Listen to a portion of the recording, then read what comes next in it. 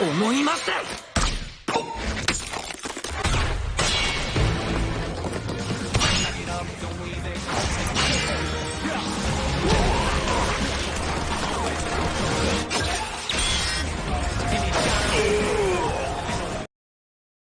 Hai anime lovers, selamat datang kembali. Sebelum lanjut, boleh dong untuk like dan subscribe terlebih dulu, serta aktifkan lonceng notifikasinya supaya aku tambah semangat membuat kontennya.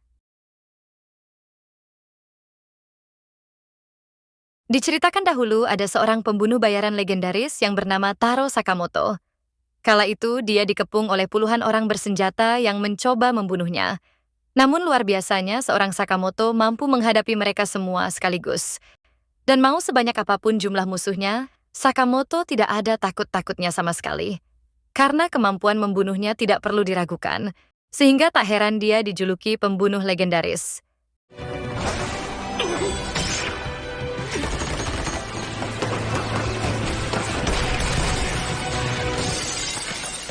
Yang mana Sakamoto adalah seorang pembunuh bayaran yang dikagumi oleh semua pembunuh bayaran.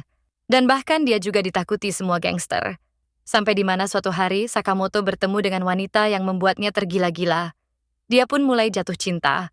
Sakamoto kemudian pensiun dan menikah hingga mempunyai anak, dan kini dia pun berubah menjadi gemuk. Shin kemudian berpindah ke seorang pembunuh bayaran esfer yang bernama Shin. Setelah lama mencari, akhirnya Shin menemukan keberadaan Sakamoto. Sakamoto yang telah pensiun menjadi pembunuh bayaran, kini dia membuka toko kelontong. Kala itu seorang bocah menggambar target panahan di kaca toko.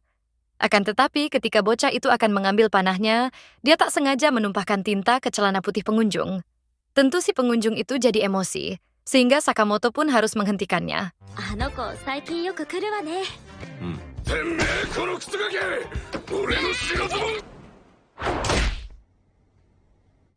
Dan entah sejak kapan, Shin ternyata sudah berada di dalam toko dan bisa membaca pikiran Sakamoto.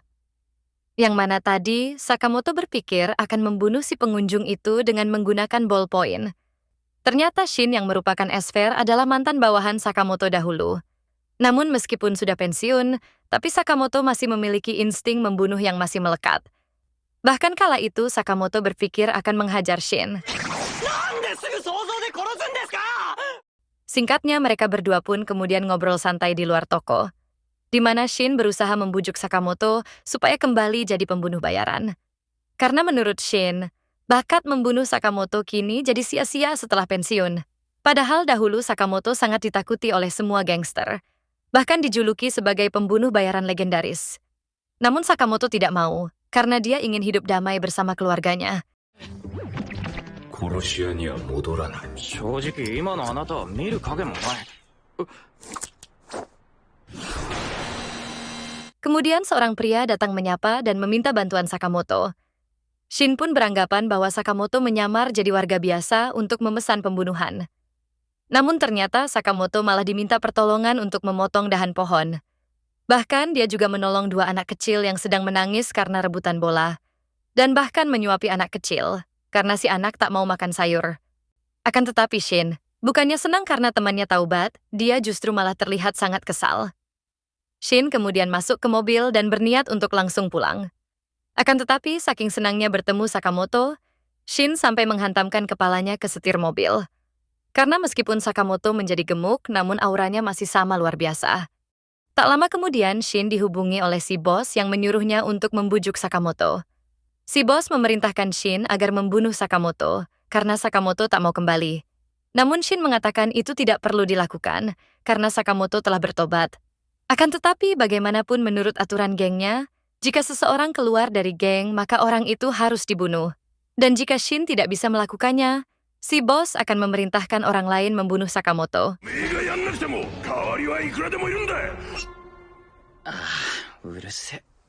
Pada malam harinya, Shin akhirnya memutuskan untuk membunuh Sakamoto dengan tangannya sendiri. Karena jika bukan dia yang melakukannya, bagaimanapun orang lain akan membunuh Sakamoto. Pada keesokan harinya, Shin datang kembali ke toko Sakamoto untuk membunuhnya. Shin kemudian mengatakan bahwa dia akan meninggalkan kota hari ini. Sementara itu istri dan anak Sakamoto berada di luar, namun mereka sama sekali tak curiga.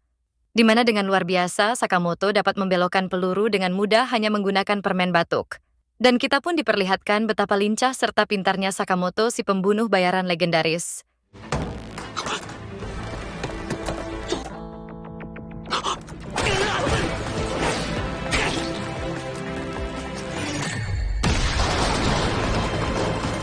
Ketika tersadar, Shin justru sudah diobati oleh istri Sakamoto. Yang mana, saking baiknya, keluarga Sakamoto sampai mengajak Shin untuk makan malam bersama. Namun Shin masih bingung dengan semua itu. Dia bahkan mengira makanan itu telah diracuni. Akan tetapi ketika Shin memakannya, dia pun merasakan betapa enaknya makanan itu. Shin akhirnya menyadari bahwa Sakamoto telah pensiun karena berusaha melindungi momen-momen seperti itu. Singkatnya, setelah makan malam selesai, Sakamoto meminta Shin supaya datang kembali di lain waktu. Shin kemudian memohon supaya si bos membiarkan Sakamoto tetap hidup. Si bos pun menanyakan alasan kenapa Shin melindungi Sakamoto. Shin pun mengatakan karena Sakamoto telah menemukan tempat untuk pulang. Akan tetapi bagaimanapun juga si bos sama sekali tidak peduli karena Sakamoto telah melanggar aturan geng. Namun demi Sakamoto, Shin malah rela menukar nyawanya supaya Sakamoto tetap hidup. Si bos pun mengatakan oke, namun si bos memikirkan akan tetap membunuh Sakamoto.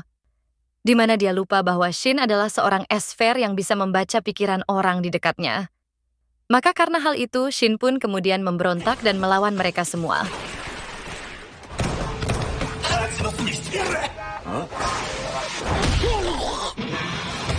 Di luar dugaan, Sakamoto mendengarkan semuanya itu dari tadi. Dan siapa sangka bahwa di toko kelontongnya itu ada tempat rahasia penyimpanan semua senjata. Bahkan rupanya kunci untuk menyimpan semua senjata itu ada di mesin kasir. Sakamoto kemudian bersiap untuk membantu Shin melawan para gangster.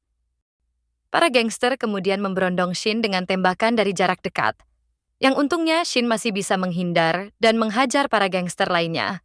Namun sialnya Shin malah tertembak di bagian kaki, sehingga dia pun tidak bisa melawan lagi. Namun untungnya Sakamoto datang tepat waktu, dan kemudian dia pun membantai mereka semua.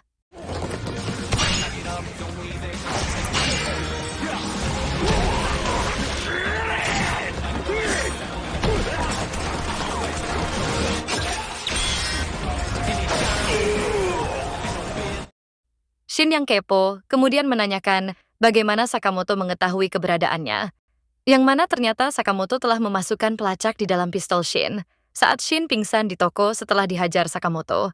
Dan karena itulah kenapa Sakamoto bisa mendengar percakapan Shin serta mengetahui lokasinya. Kemudian Sakamoto merekrut Shin jadi pegawai toko dengan bayaran 800 yen per jam. Singkat cerita, di keesokan harinya, Shin pun mulai menjalani profesi barunya menjadi karyawan toko.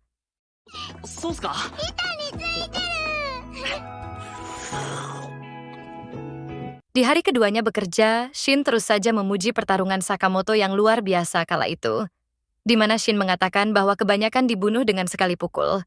Sang istri yang mendengarnya pun langsung bertanya pada Sakamoto mengenai apakah semua itu benar. Karena bagaimanapun sehebatnya Sakamoto, dia tetap saja akan ciut jika istrinya sudah ngedumel. Bahkan sang istri pun akan meminta cerai jika Sakamoto melanggar aturan keluarga. Singkat cerita, seperti rutinitas biasanya, Sakamoto pun membeli bakpao surgawi untuk istri dan anaknya. Yang mana istri Sakamoto sendiri bernama Aoi dan anaknya bernama Hana. Shin yang kepo tentang apa aturan keluarga yang dikatakan Aoi tadi, kemudian menanyakannya kepada Sakamoto.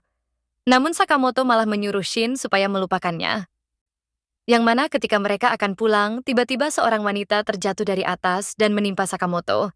Ternyata wanita itu sedang dikejar oleh sekelompok orang yang ingin menangkapnya. Dan akibat kejadian itu, bakpao surgawi Sakamoto pun jadi kotor. Di mana wanita ini bernama Lu Xiaotang, dia pun langsung bersiap untuk baku hantam. Sementara Sakamoto hanya terduduk lemas meratapi bakpao surgawinya.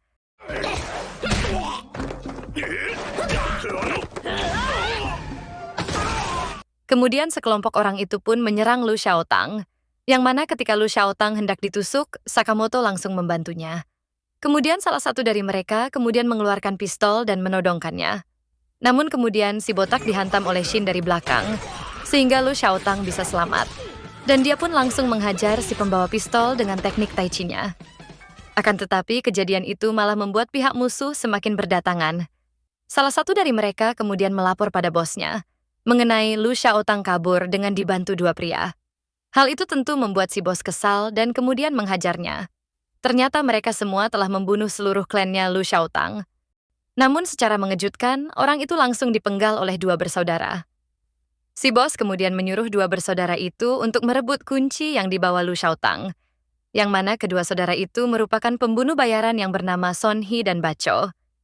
Si bos bahkan tak peduli bagaimanapun caranya, karena dia hanya ingin mendapatkan kunci itu. Sementara itu Lu Xiaotang memberitahukan bahwa dia seorang dari anak mafia klan Lu.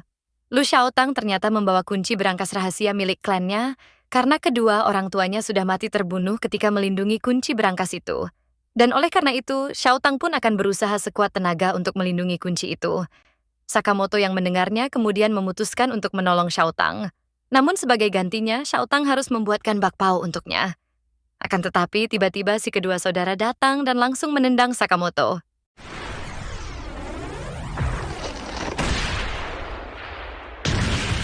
Xiaotang lalu memberitahukan Shin bahwa mereka berdua adalah pembunuh bayaran.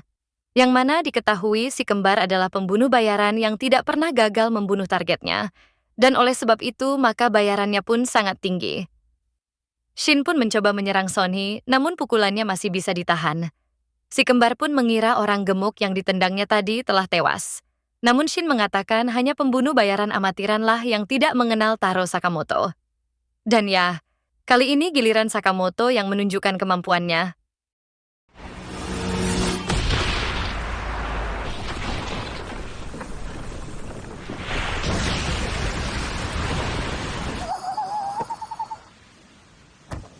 Ternyata si botak masih bisa berdiri setelah dihantam sangat keras oleh Sakamoto. Sementara Xiaotong pun masih terlihat bingung karena tidak tahu di mana mereka berada. Son Hee kemudian meminta Xiaotong menyerahkan kuncinya supaya dia akan membunuhnya secara elegan. Dia kemudian memprovokasinya dengan membicarakan kematian kedua orang tua Xiaotong. Hal itu tentu membuat Xiaotong terpancing emosi. Dia kemudian mencoba menyerang Son Hee, namun kemudian langsung dihentikan Sakamoto. Xiaotong pun menanyakan, kenapa Sakamoto melindunginya. Kita kemudian dibawa flashback, ketika Sakamoto menemui Aoi untuk memberikan kado Natal. Namun kala itu, Aoi justru kecewa. Dia pun tidak mau menerima hadiah itu, karena Sakamoto masih jadi pembunuh bayaran. Sakamoto menjelaskan bahwa dia melakukan pekerjaan untuk membunuh orang. Dan karena kecewa, Aoi pun kemudian melompat dari ketinggian, namun Sakamoto langsung menyelamatkannya. Aoi kemudian meminta Sakamoto berjanji untuk berhenti membunuh orang jika dia mencintainya. Untuk menebus dosanya di masa lalu, Sakamoto pun berjanji akan menyelamatkan orang-orang. Dan itulah janji yang menjadi aturan hubungan mereka. Dan itu terus berlaku sampai saat ini. Kemudian pertarungan sengit di antara mereka pun tak bisa dihindari.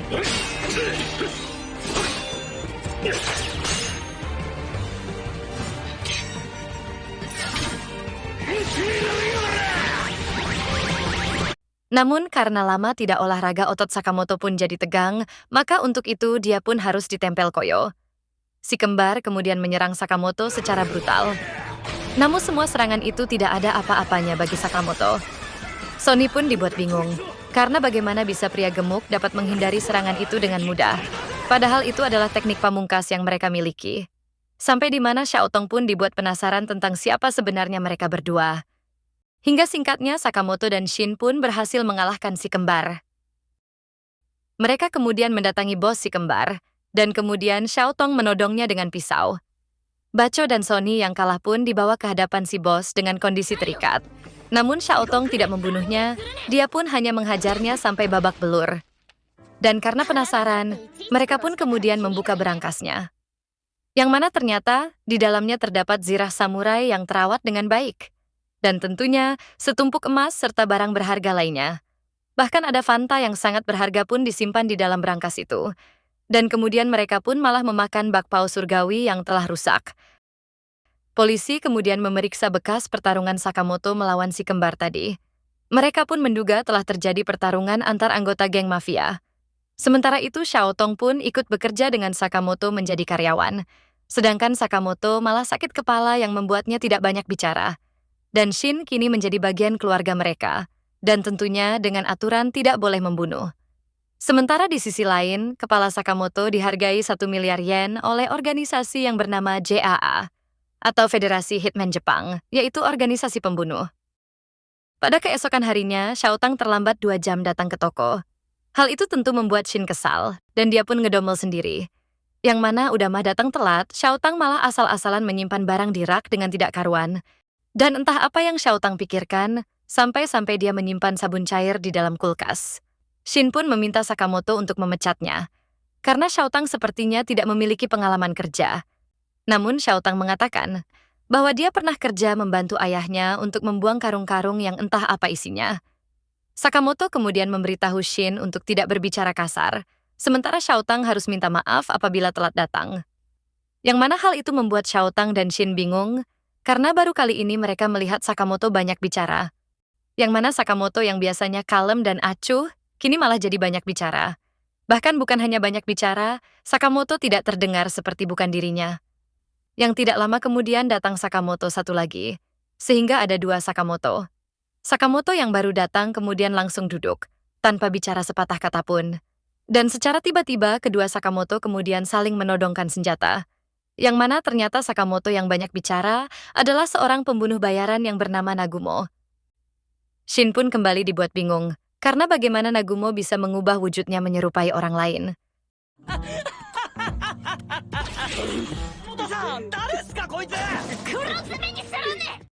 Shin kemudian bertanya pada Sakamoto tentang siapa Nagumo ini. Nagumo mengaku bahwa dia teman Sakamoto yang berusia 18 tahun dan bekerja di supermarket seberang jalan. Padahal di seberang jalan tidak ada supermarket. Namun Sakamoto menjelaskan bahwa dia adalah pembunuh bayaran berusia 27 tahun. Yang mana kedatangan Nagumo adalah untuk memberitahukan bahwa kepala Sakamoto dihargai 1 miliar yen, di mana hadiah itu telah resmi diputuskan JJA, namun tidak akan diposting online sampai besok. Di tengah obrolan, terlihat kurir pizza datang mengantar pesanan Sakamoto, di mana pizza itu pun lalu disimpan di meja Sakamoto. Namun tiba-tiba Shin membaca pikiran si kurir, yang ternyata merupakan pembunuh bayaran. Si pembunuh bayaran itu pun langsung mengeluarkan senjatanya. Akan tetapi bisa-bisanya Sakamoto dan Xiaotang malah asik makan pizza, dan tak peduli dengan si kurir. Si kurir itu pun menyandera Nagumo dan mengancam akan membunuhnya. Namun si kurir ini tidak tahu bahwa Nagumo adalah orang yang sangat berbahaya. Sakamoto kemudian menyuruh Nagumo untuk berhenti mencekiknya, karena si kurir bisa mati. Sakamoto yang penasaran, kemudian menanyakan siapa yang akan diuntungkan dari kematiannya. Akan tetapi Nagumo sendiri tidak tahu siapa yang akan diuntungkan. Dengan adanya si kurir, seharusnya Sakamoto telah sadar bahwa apa yang dilakukannya dengan membantai para gangster kemarin itu telah menarik perhatian. Shin pun jadi bertanya-tanya apakah Nagumo ada di pihak Sakamoto. Shin kemudian beralih di markas besar agensi JJA yang bernama Don Denkai. Mereka pun melihat semua yang terjadi dari kamera yang dipasang di box pizza. Yang rupanya si kurir tadi adalah salah satu anggota mereka. Si bos kemudian mengatakan bahwa mereka harus lebih cerdik untuk menyerang Sakamoto. Karena ternyata Sakamoto adalah mantan anggota The Order, yaitu kelompok pembunuh terkuat dari JJA itu sendiri. Maka dari itu, jika mereka tidak berhati-hati, maka Sakamoto bisa membalikan keadaan. Yang mana tiba-tiba, Sakamoto menyampaikan pesan intimidasinya melalui kamera. Kala itu, Sakamoto dihampiri oleh anaknya yang terlihat begitu sangat senang. Namun wajah Sakamoto langsung menjadi panik, karena ternyata dia melupakan sesuatu. Yang mana besok ternyata mereka akan pergi berlibur ke salah satu tempat hiburan. Singkat cerita, di keesokan harinya, Sakamoto mengajak Shin dan Xiaotang untuk ikut bersama mereka. Dan yang membuat Sakamoto jadi panik adalah wahana perainan ekstrim. Dikala istri dan anaknya serta Shin bersenang-senang, Sakamoto dan Xiaotang malah panik tidak karuan. Setelahnya Hana begitu sangat antusias dan mengobrol dengan Xiaotang, di mana karena sudah lama tak liburan, maka mereka pun ingin bersenang-senang di hari itu. Namun Sakamoto dan Shin malah terlihat murung karena teringat omongan Nagumo. 君に懸賞金がかけられたよ。この子うまいの。早く。 Shin dan Xiaotang kemudian membahas misi mereka untuk melindungi keluarga Sakamoto, di mana dalam kondisi tertentu Shin bisa membaca pikiran semua orang dalam radius 30 meter. Dengan begitu Shin pun bisa mengetahui jika ada musuh yang berada di dekat mereka. Tak lama kemudian Shin pun merasakan ada musuh yang mendekati mereka, dan musuh yang dimaksud adalah pembunuh bayaran yang menyamar menjadi petugas kebersihan. Shin kemudian memberitahukan Sakamoto bahwa ada musuh dari arah jam 2. Dan tidak butuh waktu lama, pembunuh bayaran itu dapat ditumbangkan dengan mudah.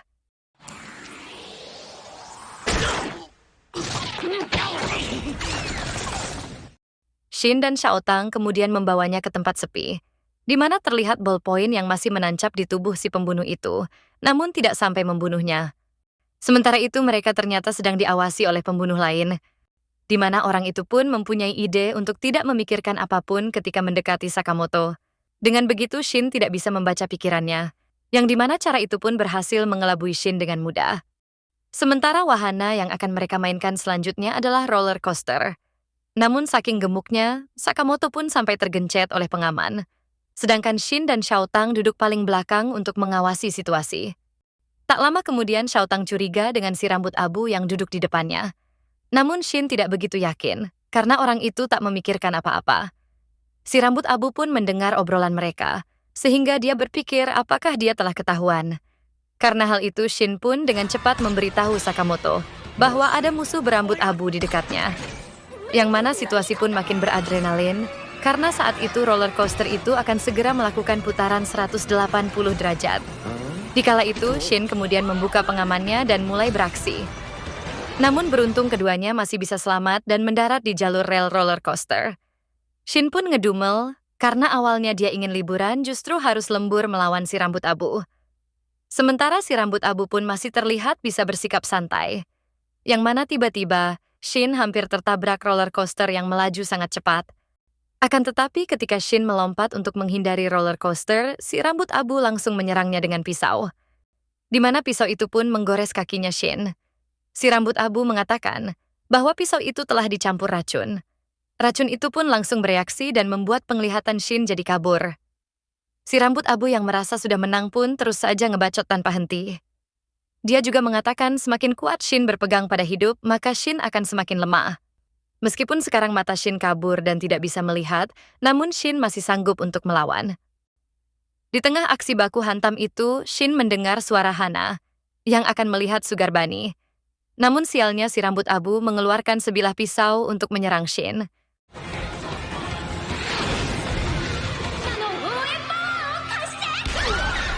Shin kemudian mendorong si rambut abu jatuh bersama, di mana mereka pun mendarat tepat di pertunjukan Sugarbani. Para penonton pun mengira bahwa kejadian itu adalah bagian dari pertunjukan. Dan entah sejak kapan, Shin terlihat sudah memakai kostum si kelinci Sugarbani. Para penonton pun kemudian bersorak menyemangati Sugarbani.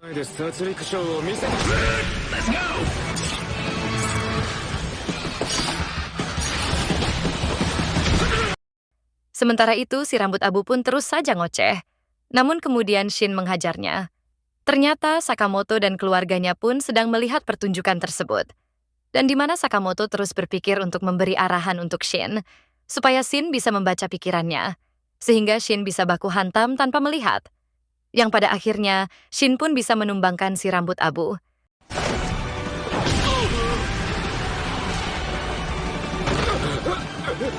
Nice. Shin kemudian diperlihatkan dengan dua orang pembunuh bayaran yang bernama Boilet dan Obiguru. Tentu sudah jelas bahwa tujuan mereka tidak lain adalah untuk membunuh Sakamoto. Dan meskipun keduanya kadang terlihat tidak akur layaknya Tom dan Jerry, namun mereka lebih kuat dari si rambut abu. Sementara di sisi lain, matanya Shin sedang diobati oleh Xiaotang, menggunakan obat tetes penawar racun yang dibawa si rambut abu. Dan terlihat si rambut abu yang bernama Tatsu pun telah terikat. Sakamoto pun menanyakan tentang siapa yang telah menyewanya. Yang mana seperti kita ketahui bahwa Tatsu disewa oleh perusahaan yang bernama Dondenkai. Dan Dondenkai adalah tempat kerja yang memaksa mereka bekerja sendiri meskipun sulit. Namun akan tetapi Tatsu hanyalah pegawai magang, sehingga dia tidak ada kesetiaan khusus pada perusahaan.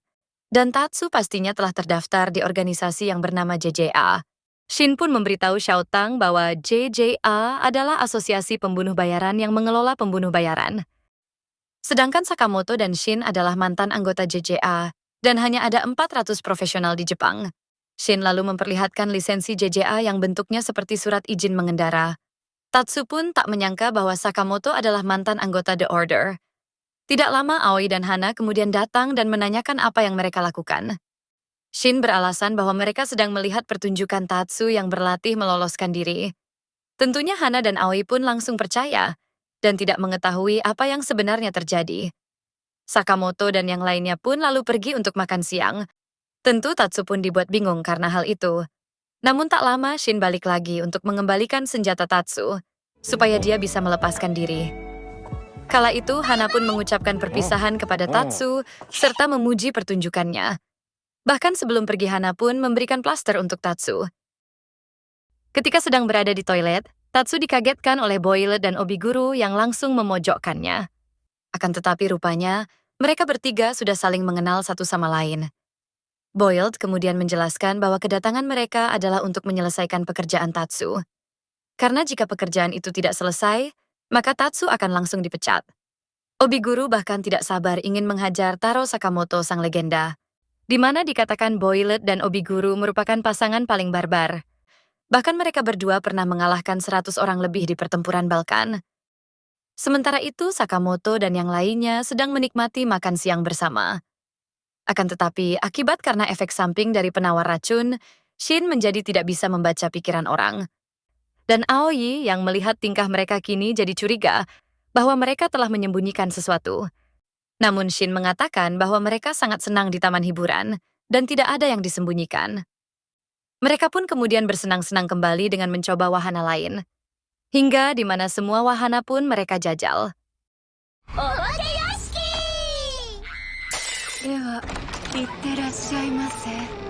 Pada sore harinya, Aoi dan Hana memilih wahana rumah hantu, yang justru itu sangat menguntungkan untuk para pembunuh bayaran. Tanpa mereka sadari, mereka sedang diawasi oleh Boiled dan Obiguru. Mereka pun langsung diserang oleh musuh, yang akan tetapi serangan itu bisa diatasi Sakamoto dengan mudah. Dan dilihat dari lisensi pembunuh bayaran tadi, ternyata dia hanyalah seorang pemula yang baru daftar. Sedangkan Obiguru yang sedang memantau semakin penasaran dan tidak sabar untuk melawan Sakamoto. Akan tetapi Boiled mengatakan bahwa dia sendirilah yang akan melawan Sakamoto. Kita pun dibawa flashback ke masa lalu, tepatnya di pusat pelatihan pembunuh bayaran. Kala itu Boiled mendatangi Sakamoto, karena Sakamoto telah menghajar temannya. Dan kala itu Sakamoto masih berusia 14 tahun, sementara Boiled berusia 15 tahun.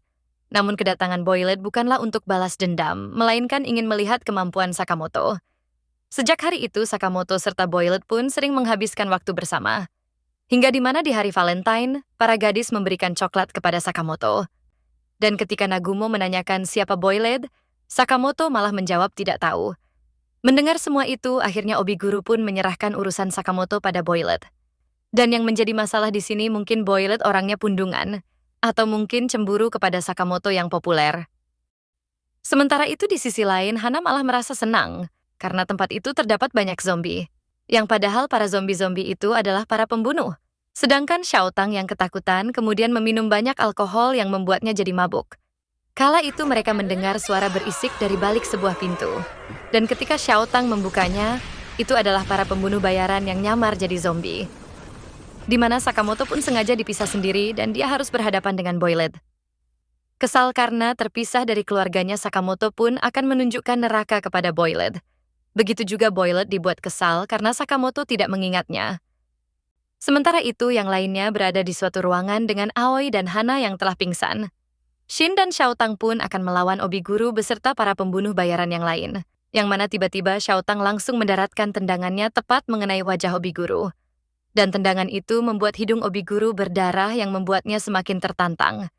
Namun karena sedang mabuk, gerakan Taichi Xiaotang malah seperti orang sedang berdansa.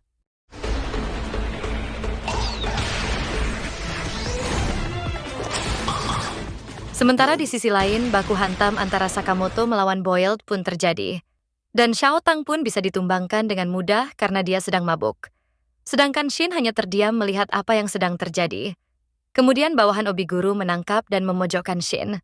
Sementara Xiaotang yang masih mabuk pun tak bisa membantu Shin. Dan dengan brutalnya mereka akan membelah tubuh Shin menggunakan gergaji mesin. Obiguru kemudian memerintahkan Xiaotang supaya memukulnya sekali setiap 10 detik. Dan jika gagal, maka mereka akan memotong tubuh Shin. Bukannya mencoba berusaha, kocaknya Xiaotang malah nangis dan menyerah begitu saja. Sementara itu, Sakamoto telah dibuat babak belur dan tak berdaya dihajar Boiled. Boiled mengatakan bahwa itu adalah perbedaan 5 tahun setelah Sakamoto pensiun. Kemudian Boylet menggunakan peralatan di tangannya, yang diberi nama pukulan roket dinamit atau RDP. Dia juga menggunakan bom bola super atau SBB yang dapat memantul sebelum mengenai target. Sakamoto kemudian teringat tentang masa lalu saat Boylet memberitahukan peralatan itu, di mana dulu Boylet pernah mengenalkan peralatan itu kepada Sakamoto dan Nagumo. Kala itu Sakamoto melihat komposisi bom yang ditulis oleh Boylet. Sakamoto pun terus dihajar tanpa henti oleh Boylet. Akan tetapi hal itu membuat Boylet sangat kesal karena Sakamoto tidak lagi sekuat dulu.